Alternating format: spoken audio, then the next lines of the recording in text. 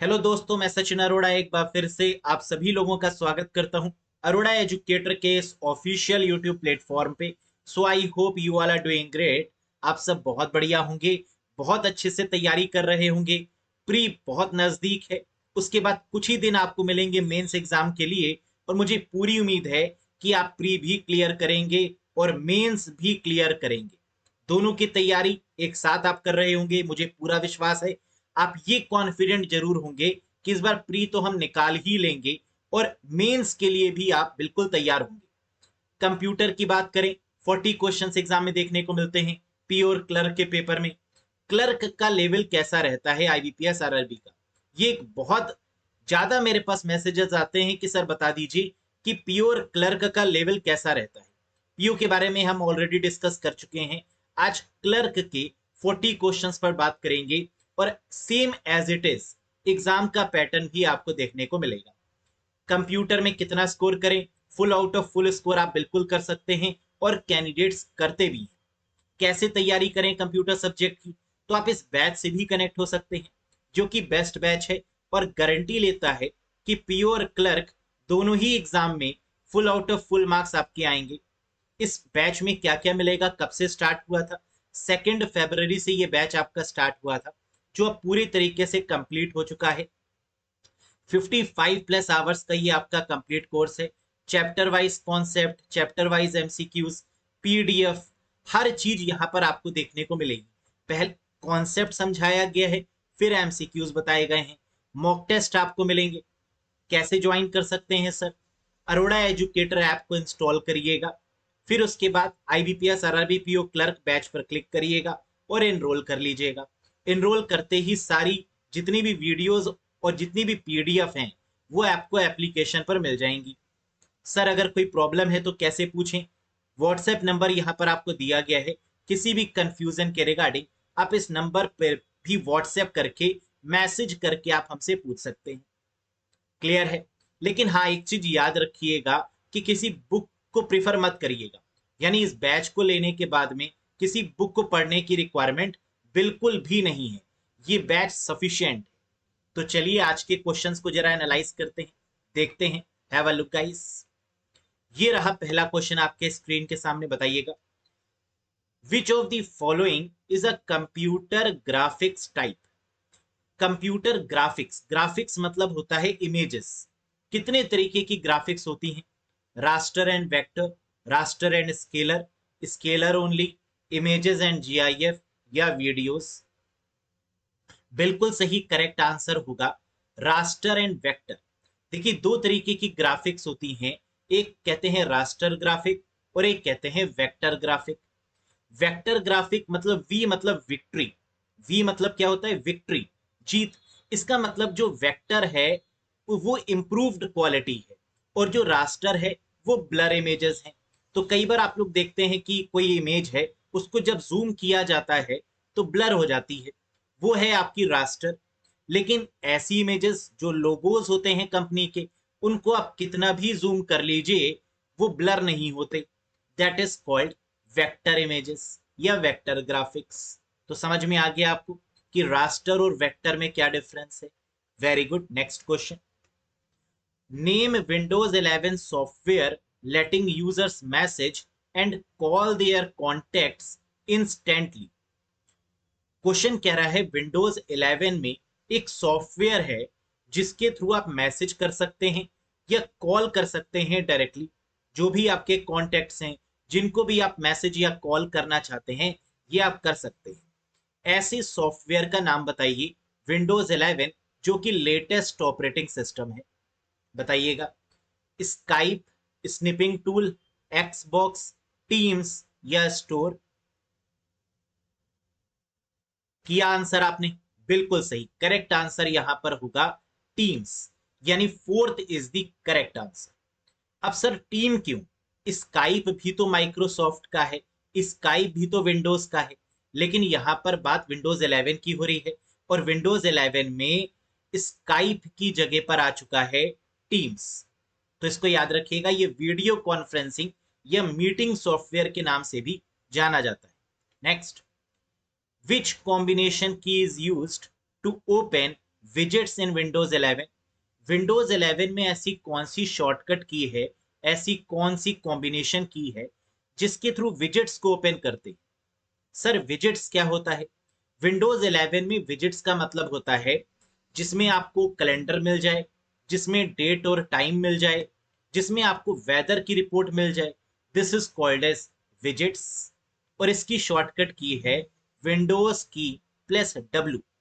Windows की के साथ में जब आप डब्ल्यू प्रेस करते हैं तो इस तरीके का एक विजेट्स बॉक्स ओपन होता है, जहां आप डेट, टाइम, कैलेंडर, वेदर, ऐसे बहुत सारे एप्लीकेशंस को यहां पर आप देख पाएंगे स्क्रीन के ऊपर इमेज के फॉर्म में।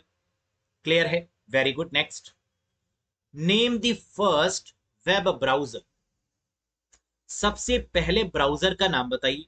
Mosaic, Netscape Navigator, Archie, World Wide Web या क्रीपर? सर ब्राउजर क्या होता है? ब्राउजर एक क्लाइंट एप्लीकेशन है। जब भी आप इंटरनेट चलाते हैं तो सबसे पहले आपको ब्राउजर सॉफ्टवेयर का यूज करना पड़ता है ना? याद करिए, जब कभी भी आपको कुछ भी सर्च करना होता है तो आप क्या करते हैं? पहले ब्राउजर ओपन करते हैं। तो आपको बताना है सबसे पहला ब्राउजर कौन सा है। And the correct answer is www, world Wide web. ये है आपका सबसे पहला ब्राउजर। लेकिन एक बात और याद रखिएगा कि www का नाम चेंज करके नेक्सस भी कर दिया गया है। तो इसका जो बदला हुआ नाम है वो क्या है? नेक्सस। लेकिन इसका फर्स्ट नेम क्या है? World Wide web. अगर वर्ल्ड वाइड वेब में हम स्पेस दे दें तो वो गलत हो जाएगा, वो आपका पहला ब्राउजर नहीं है। वो फिर वो हो जाएगा जिसे हम बोलते हैं www.google.com। बिल्कुल सही आपने समझा, वो यूआरएल वाला www हो जाएगा। लेकिन अगर ब्राउजर वाले वर्ल्ड वाइड वेब की बात करेंगे तो इसमें कोई भी स्पेस नहीं होती। Next, dash is used when you want to copy formatting from one item to another in MS Word। कितना प्यारा क्वेश्चन है। कह रहा है MS Word में अगर आपको फॉर्मेटिंग कॉपी करनी है, ज्यादातर हम लोग क्या करते हैं? टेक्स्ट कॉपी करते हैं, है ना? इमेजेस कॉपी कर लेते हैं और पेस्ट कर देते हैं। लेकिन यहाँ पर क्या कह रहा है? फॉर्मेटिंग को कॉपी करना है। यानी बोल्ड, इटैलिक, अंडरलाइन आपने किसी जगह किया है और उसको कॉपी करके दूसरी जगह पर कर देना है, सेम एज इट इज। तो किसकी मदद से ये आप कर पाएंगे? Format painter, clip bold, shareware, text editor या ड्रॉप कैप? बिल्कुल करेक्ट आंसर होगा this is called format painter का इस्तेमाल करके आप ये काम कर सकते हैं। तो होम पर जब आप जाते हैं तो आपको फॉर्मेट पेंटर दिख जाता है। जब आप इस पर क्लिक करते हैं या डबल क्लिक करते हैं तो आप इसकी फॉर्मेटिंग को अप्लाई कर सकते हैं कहीं पर भी। नेक्स्ट, समझ में तो आ रहे हैं ना आपको क्वेश्चंस? बहुत बढ़िया। F6 फंक्शन की इज यूज्ड फॉर, बताइएगा। फंक्शन की से क्वेश्चन जरूर आता है। तो F6 फंक्शन की जो होती है इसका इस्तेमाल किस लिए किया जाता है? Select pointer, select characters in MS word, select paragraph, select address bar या नन ऑफ दीज? तो करेक्ट आंसर होगा F6 जैसे ही हम प्रेस करते हैं तो हमारा एड्रेस बार यानी जो URL है वो सिलेक्ट हो जाता है। To select the address bar is the correct one. अब क्वेश्चन एग्जाम में ऐसा भी बन सकता है कि एड्रेस बार को सिलेक्ट करने के लिए कौन सी फंक्शन की का यूज करते हैं, तो आप बता देंगे ना कि सर F6 का यूज करते हैं। Good. Next, Excel shortcut key to select A1 to A5 cell. ये हाल ही में अभी एग्जाम में भी क्वेश्चन पूछा गया था। बताइए, A1 टू A5 सेल को अगर सिलेक्ट करना है तो इसकी शॉर्टकट की या फिर आप कह सकते हैं कि इसको कैसे रिप्रेजेंट करेंगे? तो हम लोग जानते हैं कि सेल की रेंज को दिखाने के लिए हम लोग किसका यूज करते हैं? कॉलन का। तो A1 colon A5 is used to select the range of cell from A1 to A5। Clear है? Next, which protocol allows an email client to download an email from email server? Email से भी एक question exam में जरूर आता है। बताइए, कह रहा है उस प्रोटोकॉल का नाम बताइए जिसका इस्तेमाल आप ईमेल में करते हैं और जिसके थ्रू आप डाउनलोड कर लेते हैं किसी भी मेल्स को। तो मेल को डाउनलोड करने के लिए कौन सी प्रोटोकॉल का इस्तेमाल किया जाता है ये आपको बताना है। FTP, SMTP, POP3, IMAP या HTTP?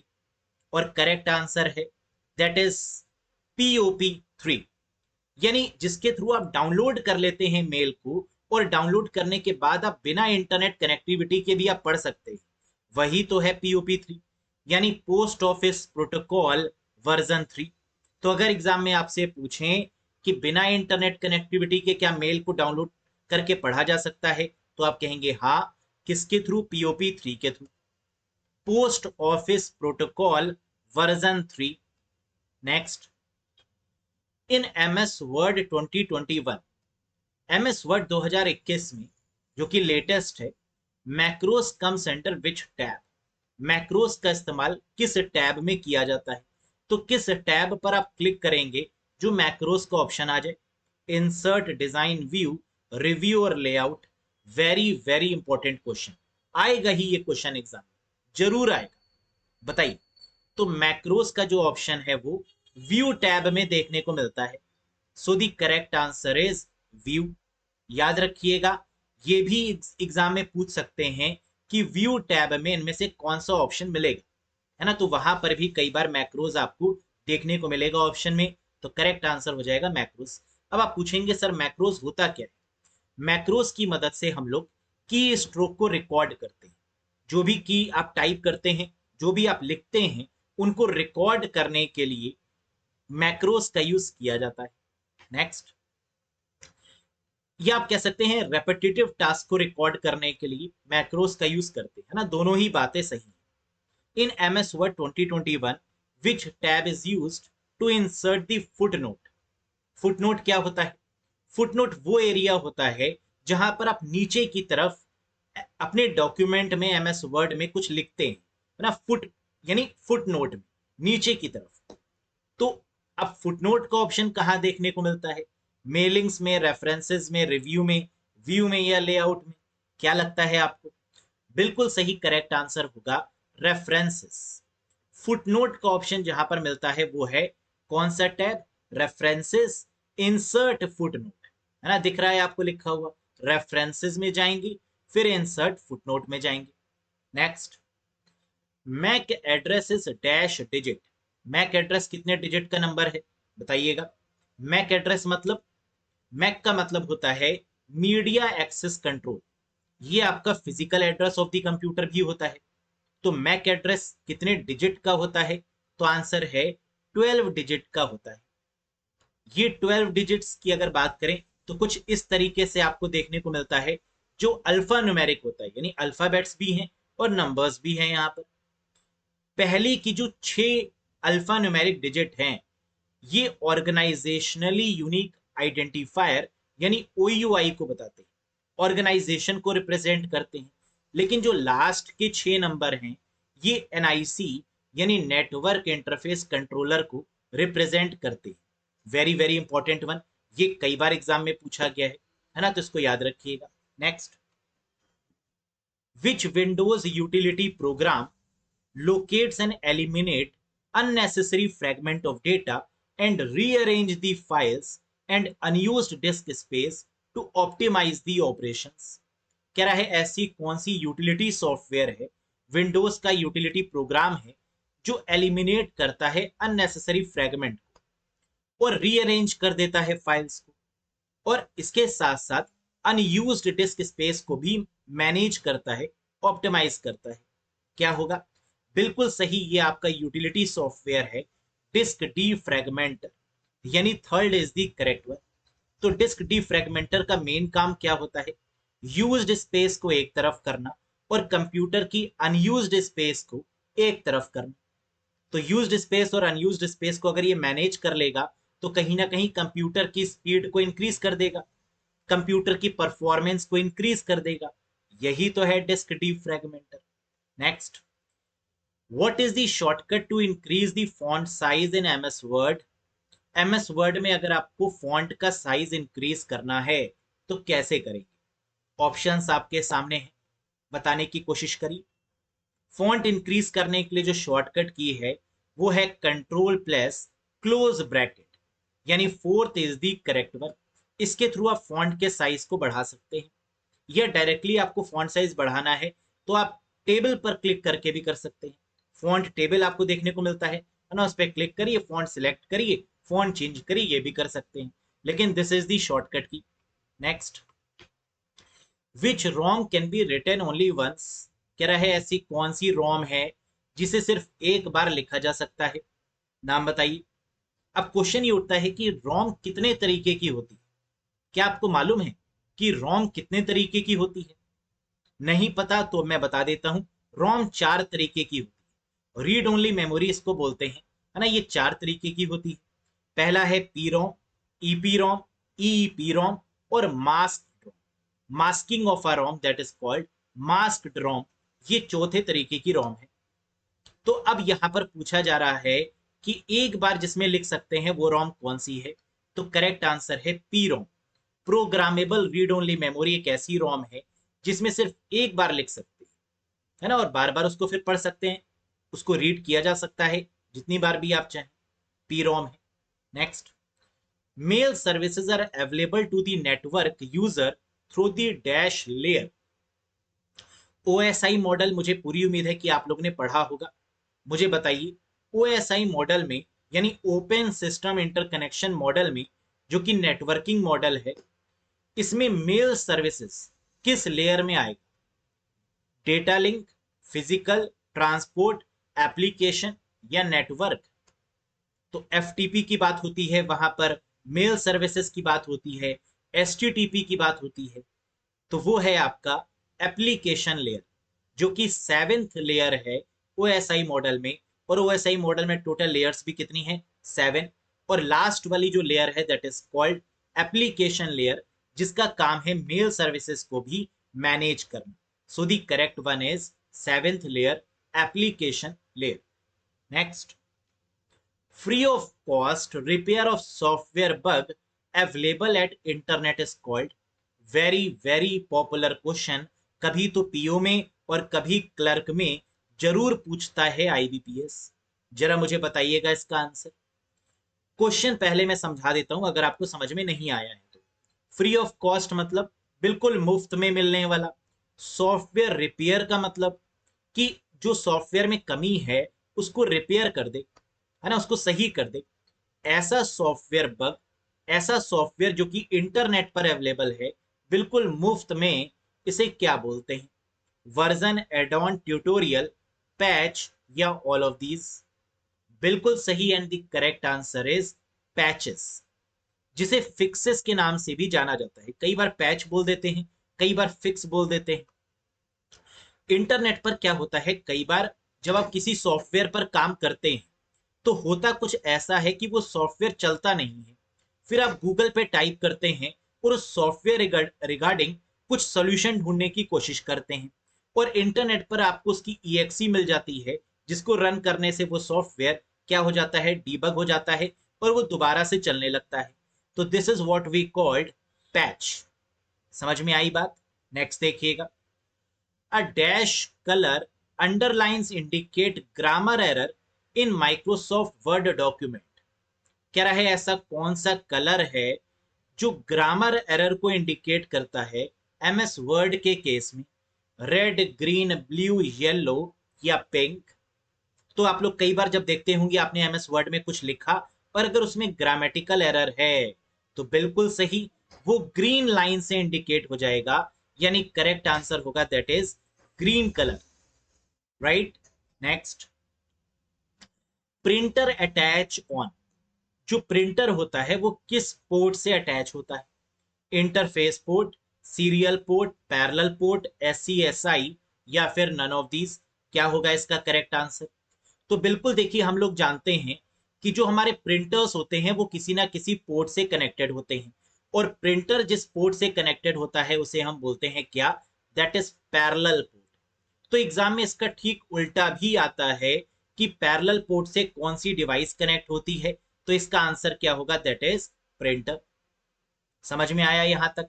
नेक्स्ट देखिए, delete old version and install new version of a software is called. कह रहा है ओल्ड वर्जन को डिलीट करना और इंस्टॉल करना नए वर्जन को सॉफ्टवेयर के रिस्पेक्ट में, इसे क्या बोलते हैं? Update, upgrade, patch, trouble shoot या फिर ऑल ऑफ दीज? तो बहुत ही बढ़िया तरीके का ये क्वेश्चन है, और ये क्वेश्चन भी one of the famous question है आईबीपीएस का। बताइएगा, तो जब भी हम ओल्ड वर्जन को डिलीट करने की बात करते हैं और नए वर्जन को क्या करते हैं, नए वर्जन को यहां पर इंस्टॉल करते हैं और इसे बोलते हैं व्हाट, बिल्कुल सही, दैट इज अपग्रेडेशन करना, अपग्रेड करना, है ना। तो इसको याद रखिएगा। तो आप कहेंगे सर अपडेट क्या होता है? अपडेट का मतलब ये होता है कि करंट वाले वर्जन में अगर हम कुछ चेंजेस कर रहे हैं तो उसे अपडेट बोलते हैं, और अगर पुराने वाले वर्जन को हटा के नया वाला वर्जन इंस्टॉल करते हैं तो उसे अपग्रेड बोलते हैं। क्लियर है?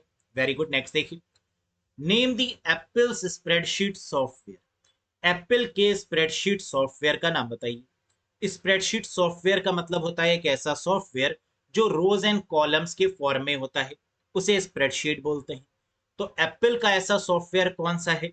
फिगर्स, लोटस 123, विसी कैलसी, गूगल स्प्रेडशीट, या फिर numbers.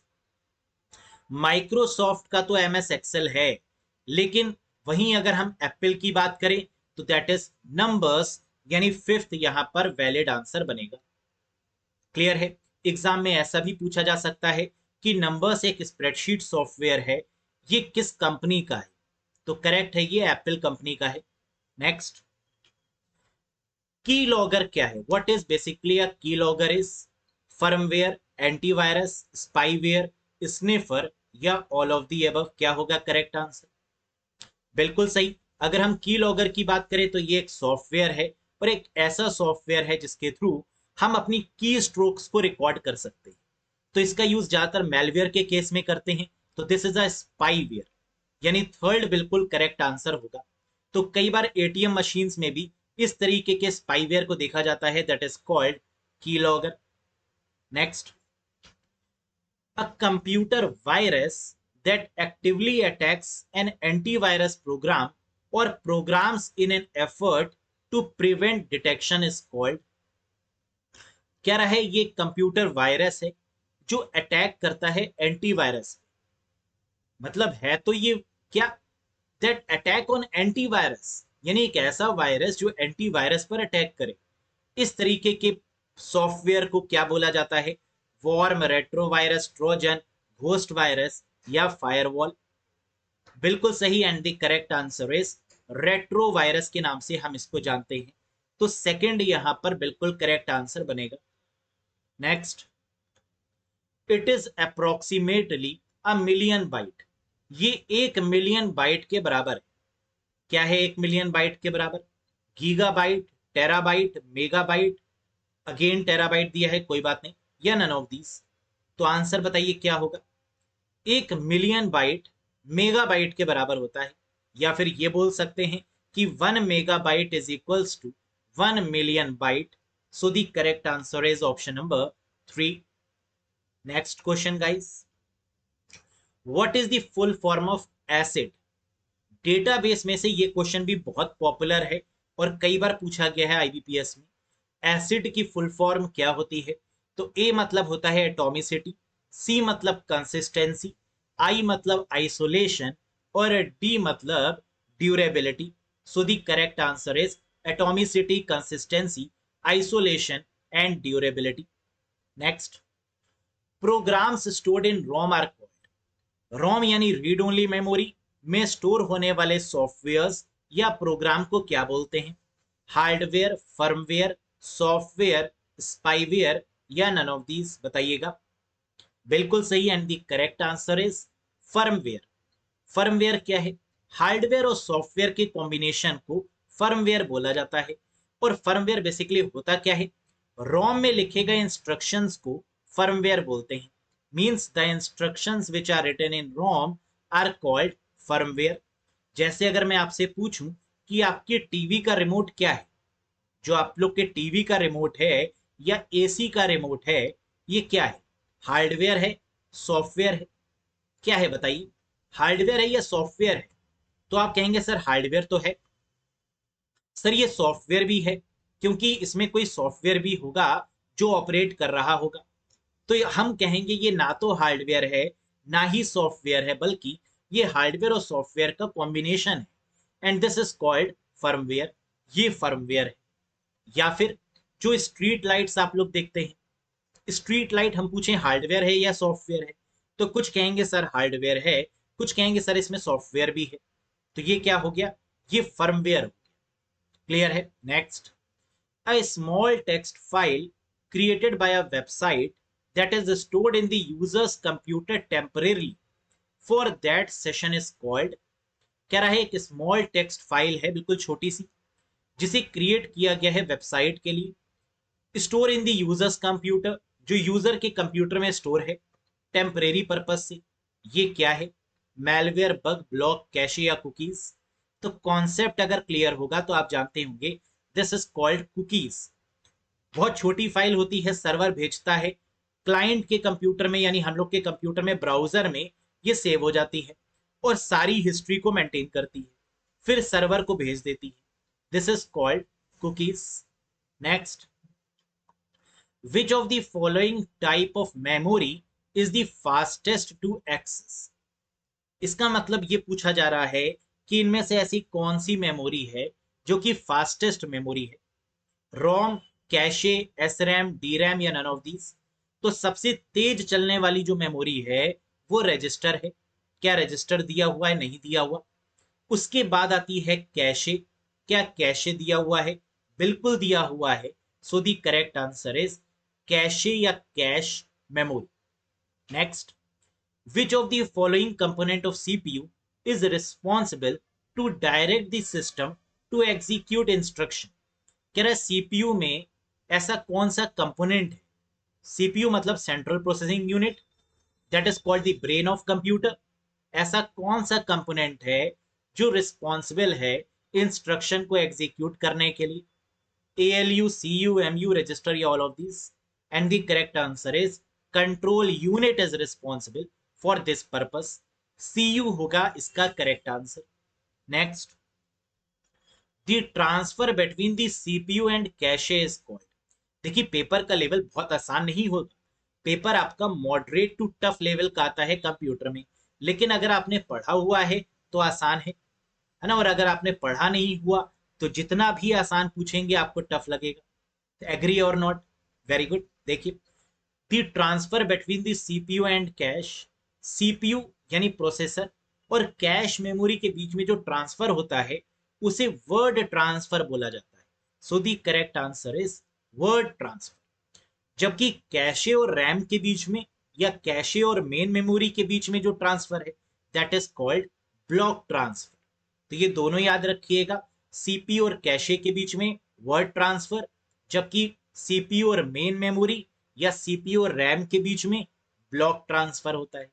Next, which of the following is used to read HTML code and to render the web page। HTML मतलब hyper text markup language, HTML। HTML किसको read करता है, यानी HTML में अगर हम कोई कोड लिखें तो वो कहां पर एग्जीक्यूट होगा, उसे रेंडर कहां पर करेंगे। तो आंसर है सर ब्राउजर पर एग्जीक्यूट होगा। वेबसाइट के फॉर्म में ब्राउजर पर ओपन होगा या वेब पेजेस के फॉर्म में ब्राउजर में ओपन होगा। So the correct answer is web browser.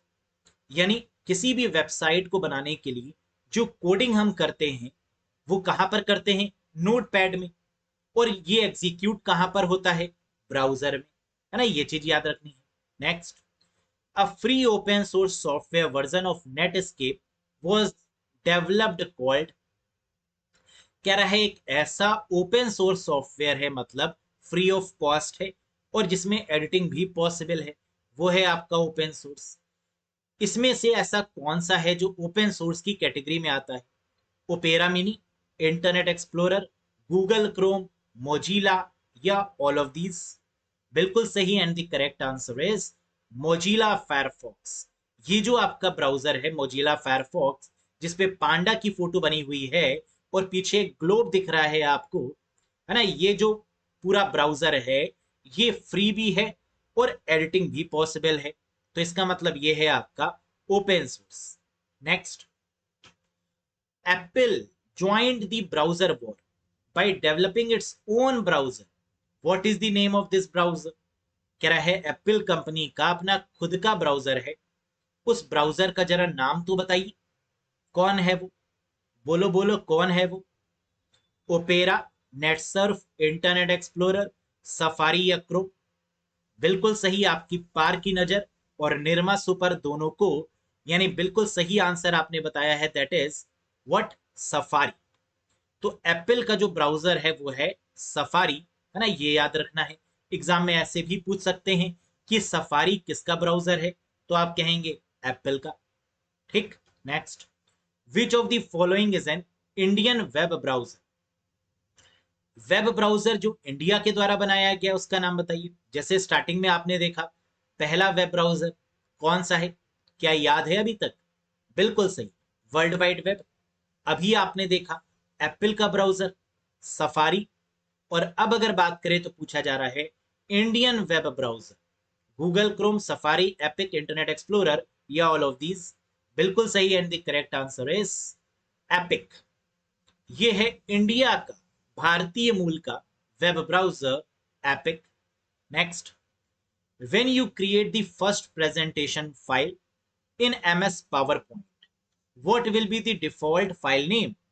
कह रहा है जब MS PowerPoint में आप कोई फाइल बनाते हैं, कोई पीपीटी बनाते हैं, कोई प्रेजेंटेशन बनाते हैं, तो उसका फाइल नेम क्या होता है by default?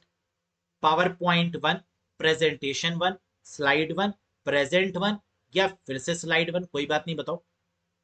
All of these हो सकता है, नन ऑफ दीज हो सकता है, बताइए। बिल्कुल सही, करेक्ट आंसर होगा प्रेजेंटेशन वन, इस नाम से देखने को मिलता है। अगर आप कोई भी नाम यहां पर नहीं रखते हैं अपनी तरफ से, तो बाय डिफॉल्ट मिलेगा presentation one. Next, which enable us to send the same letter to different person? एक लेटर अलग अलग पर्सन को भेजने के लिए किसका इस्तेमाल करेंगे? Macros, template, mail merge, none of these या ऑल ऑफ दीज? बताइएगा। तो एक लेटर अगर आपको कई लोगों को भेजना है, तो बेस्ट है कि आप मेल मर्ज का यूज करें, और मेल मर्ज आपको मल्टीपल कॉपीज बना के दे देगा, है ना, that is mail merge. Next, which PowerPoint view display each slide of the presentation as a thumbnail and is useful for rearranging the slide? Very very very important question, बताइए। Power point में ऐसा कौन सा option है जिसके through हमें सभी slides एक साथ दिखाई देती हैं थंबनेल के फॉर्म में, जिसको हम रीअरेंज भी कर सकते हैं, सॉर्ट भी कर सकते हैं अपने अकॉर्डिंग? करेक्ट है, this is called slide sorter view. इस व्यू को बोलते हैं स्लाइड सॉर्टर, जहां पर जितनी भी स्लाइड आप देख रहे हैं वो आपको एक साथ कुछ इस तरीके से देखने को मिल जाती है। क्लियर है? Next, in power point themes can be found under? कह रहा है पावर पॉइंट में थीम्स होती हैं, ये थीम्स किस टैब के अंदर देखने को मिलती हैं? Transition tab, design tab, insert tab, animation tab या all of this? Very good, and the correct answer is design tab. जो थीम्स होती हैं पावर पॉइंट में, वो डिजाइन टैब में देखने को मिलती है। ये क्वेश्चन ऐसे भी पूछा जाता है कि डिजाइन टैब में जो मेन चीज है वो क्या है, तो आप बोलेंगे थीम्स, जैसे कि आपको दिखाया भी क्या है, डिजाइन, और यहां पर अलग अलग तरीके की थीम्स आपको देखने को मिल रही हैं। Very good, next one, which of the following shows the address of the current selection और active cell in MS Excel? कह रहा है एक्सेल शीट में जो एड्रेस होता है करंट सेल का, वो कहां पर आपको देखने को मिलता है? Column heading, name box, formula bar, row heading या none of these? And the correct answer is name box, यानी जहां पर आपको एड्रेस ऑफ दिस सेल देखने को मिलता है, that is called name box. अब ये नेम बॉक्स होता क्या है? जब आप किसी भी सेल पर क्लिक करते हैं तो उसका जो एड्रेस होता है वो आप देख रहे हैं यहां पर दिख रहा है, and this particular portion is called, this highlighted portion is called name box. Clear है? Next, in MS Excel, Excel में dash are numbered from 1 to onwards and dash are numbered from A to onwards। कह रहा है Excel sheet में 1 2 3 4 क्या होती हैं और ABCD के फॉर्म में क्या होता है, जरा बताइएगा। तो बिल्कुल सही, 1 2 3 4 यानी नंबर्स के फॉर्म में होती हैं रोज, और ABCD के फॉर्म में होते हैं कॉलम्स। तो करेक्ट आंसर होगा fourth one, rows and columns. जैसे कि हमने यहाँ दिखाई भी हुए, रोज आपको दिख रहा है 1 2 3 4 और कॉलम्स आपको दिख रहा है ABCD के फॉर्म में। Next, shortcut key to view macros in MS Word. अभी हम लोगों ने ये देखा था कि मैक्रोज व्यू टैब में दिखाई दे रहा है। अब जरा ये बताइए कि मैक्रोज की शॉर्टकट की क्या है to view macros in MS Word. ये मैक्रोज MS वर्ड में भी है, MS एक्सेल में भी है, MS पावर पॉइंट में भी है। तो बताइए, बिल्कुल सही करेक्ट आंसर होगा Alt F8 is use to view the macros in MS Word. है ना, देख सकते हैं व्यू टैब के अंदर मैक्रोज। Very good. ये है आपके होमवर्क का क्वेश्चन जो आपको कमेंट बॉक्स में कमेंट करके बताना है। तो मुझे पूरी उम्मीद है कि ये क्वेश्चन का आंसर आपको आता होगा। पढ़िए जरा एक बार। Which of the following memory is placed between the CPU and main memory. कह रहा है CPU मतलब प्रोसेसर और मेन मेमोरी का मतलब रैम। रैम और CPU के बीच में जो मेमोरी होती है उसको क्या बोलते हैं, बताइएगा। कैशे, स्टैटिक, डायनेमिक, रोम या ऑल ऑफ दीज। तो बहुत अच्छे से करिएगा, बहुत प्यारा क्वेश्चन है ना। बाकी आंसर आपको कमेंट बॉक्स में देखने को जरूर मिलेगा। बताइएगा इसका करेक्ट आंसर। कैसा लगा आज का सेशन, है ना। 40 क्वेश्चंस आपने देखे। कितने क्वेश्चंस ऐसे थे जो आपको आते थे, ये भी मुझे बताइएगा। कितने क्वेश्चंस हम ठीक कर पाए, क्योंकि ऐसा ही लेवल एग्जाम में देखने को मिलता है, सेम यही लेवल है। तो अगर यहाँ बेटर परफॉर्म कर पा रहे होंगे तो एग्जाम में भी बिल्कुल ऐसे ही बेटर परफॉर्म करेंगे, है ना। लेकिन अगर आपको लगता है कि एक बार प्रॉपर पढ़ लिया जाए, क्योंकि कंप्यूटर एक स्कोरिंग सब्जेक्ट है, यहाँ कम लेक्चर्स को देखते हुए कम लेक्चर्स में आप पूरा स्कोर कर सकते हैं। तो अगर 55 आवर्स आप दे सकते हैं, 55 घंटे, 55 आवर्स का ये यहाँ पे कंप्लीट कोर्स है ना। PDF से अगर आप रिवाइज कर सकते हैं तो जरूर आप जुड़ जाइएगा अरोड़ा एजुकेटर ऐप पर। यहाँ आपको सारी क्लासेस कंप्यूटर की बेहतरीन तरीके से मिल जाएंगी, है ना। और गारंटी मेरी है कि इसको करने के बाद आप खुद कह देंगे एग्जाम में जाने से पहले कि सर इसके बाहर तो पॉसिबल ही नहीं है, राइट। बाकी सेशन आपको कैसा लगा जरूर बताइएगा। पसंद आया हो तो एक बार लाइक करिएगा, चैनल पर नए हो तो सब्सक्राइब जरूर करिएगा। मेहनत अगर पसंद आई हो तो अपने फ्रेंड्स को भी इस चैनल के बारे में जरूर बताइएगा। That's all for today guys, thank you very much, bye bye and take care to all of you. बहुत जल्द हाजिर होंगे एक बेहतरीन वीडियो के साथ। ध्यान रखिएगा अपने और अपने घर वालों का। Bye bye guys.